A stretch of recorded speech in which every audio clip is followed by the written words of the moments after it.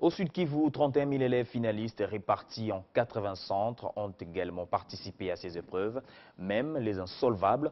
Le gouvernement provincial a pris toutes les dispositions afin que les élèves ne soient pas renvoyés.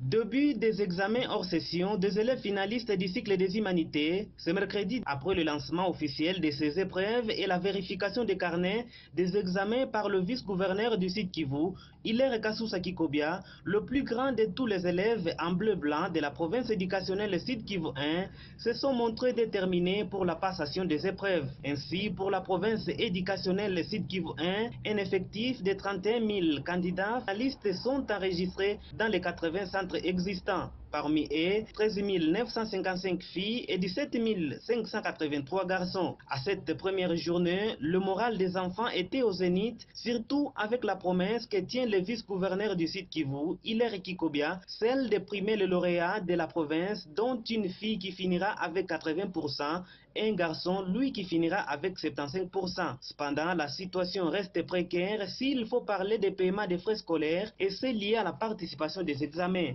D'où la mise en garde du vice-gouverneur Hilaire Kikobia au préfet qui se serait attrapé en train de chasser les élèves pour le non-paiement de ces frais. Pour ceux qui sont en train de violer, mais nous les tenons à l'œil et nous les mettons en garde. Tous ceux-là qui iront à l'encontre des instructions de l'EPSP, ils se verront poursuivis. C'est comme ça que nous les mettons en garde et nous allons demander à tous les préfets des écoles de faire attention pour ne pas tomber dans ces pièges. Nous disons encore merci à son Excellence, Monsieur le Président de la République, qui a fourni un effort pour que ces examens d'État se passent à temps réel. Notons que cette phase des examens a commencé par la dissertation qui sera suivie du français oral, les dessins techniques et la pratique professionnelle avant d'affronter la session ordinaire au mois de juin prochain.